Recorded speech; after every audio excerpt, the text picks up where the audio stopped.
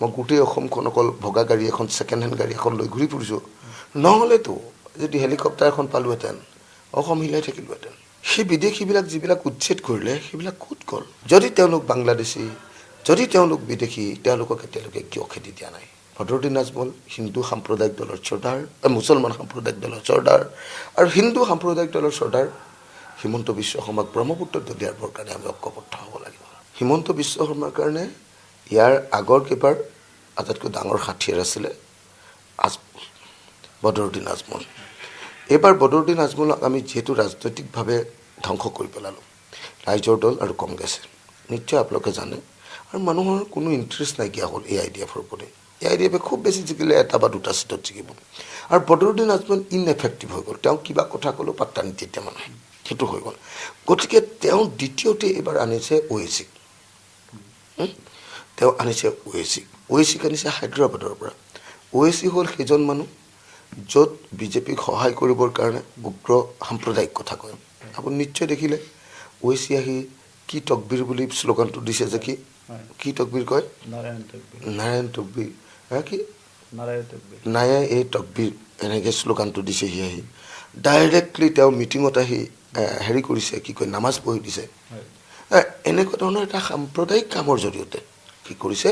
হিন্দু আৰু মুছলমানৰ মাজত পোলাৰাইজ কৰিবলৈ চেষ্টা কৰিছে কিন্তু তেওঁ কি কৈছে দৰঙৰ মই মিটিংখনৰ ভাষণটো শুনিলোঁ দেখিলোঁ যে তেওঁ কৈছে যে অসমত কংগ্ৰেছে বিজেপিক পৰাভূত কৰিব নোৱাৰে বিজেপিক যদি পৰাভূত কৰিব লাগে AIDFক লাগিব আপুনি ভাবক AIDFে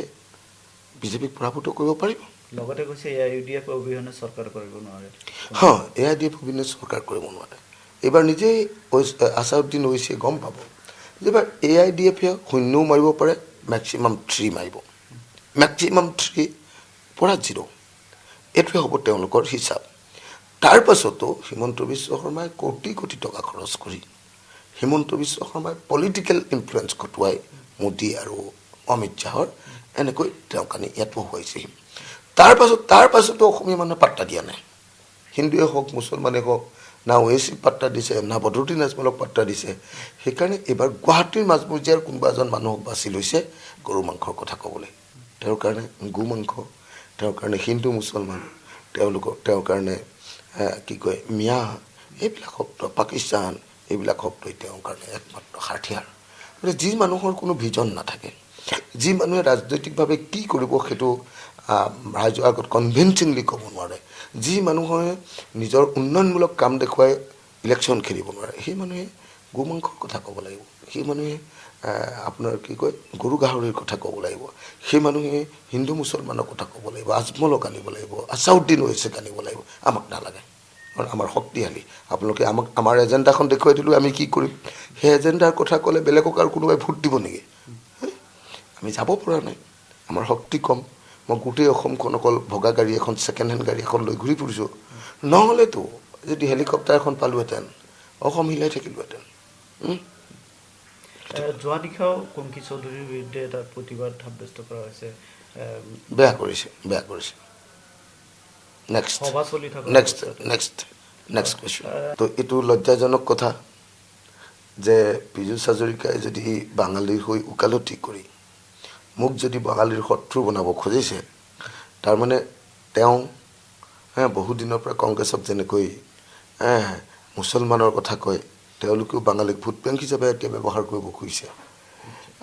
এই ধৰণৰ মানে তোষামোদকাৰী আচৰণ ৰাজনীতিত বেয়া ৰাজনীতিত সততাৰে কৰিব লাগে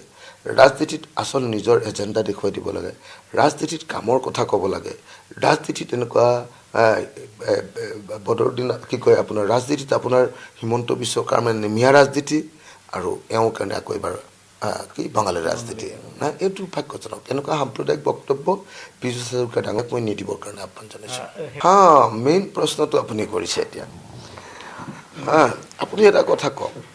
যে হিমন্ত বিশ্ব শৰ্মাই ক'লে যে তেওঁ বাংলাদেশীক তেওঁ বিদেশীক উচ্ছেদ কৰিছে সেই বিদেশীবিলাক যিবিলাক উচ্ছেদ কৰিলে সেইবিলাক ক'ত গ'ল হাজাৰ হাজাৰ মানুহৰ ঘৰ যে ভাঙি দিলে হাজাৰ হাজাৰ মানুহে যে কান্দিলে হাজাৰ হাজাৰ মানুহৰ যে তেওঁৰ ভাষাত কামিহাৰ ভাঙি দিলে এইবাৰ ৰাজহাৰ ভাঙিম বুলি কৈছে ন হাজাৰ হাজাৰ মানুহৰ যে সংখ্যালঘু ৰাইজৰ যে এনেকুৱা কামিহাৰ ভাঙি দিলে সেই কামিহাৰ ভঙা সংখ্যালঘু জনতা অসমতে বিৰাজমান হয়নে নহয়? যদি তেওঁলোক বাংলাদেশী, যদি তেওঁলোক বিদেশী, তেওঁলোকক এতিয়ালৈকে কিয় খেদি দিয়া নাই? সেইকাৰণে হিমন্ত বিশ্ব শৰ্মাৰ নিচিনা সাম্প্ৰদায়িক শক্তিক আপোনালোকে কেতিয়াও বিশ্বাস নকৰিব। এই সাম্প্ৰদায়িক শক্তিটোক আমি ব্ৰহ্মপুত্ৰত পেলাবৰ কাৰণে বদৰুদ্দিন আজমল হিন্দু সাম্প্ৰদায়িক দলৰ চৰ্দাৰ, মুছলমান সাম্প্ৰদায়িক দলৰ চৰ্দাৰ আৰু হিন্দু সাম্প্ৰদায়িক দলৰ চৰ্দাৰ হিমন্ত বিশ্ব শৰ্মাক ব্ৰহ্মপুত্ৰত দলিয়াবৰ কাৰণে আমি ঐক্যবদ্ধ হ'ব লাগিব।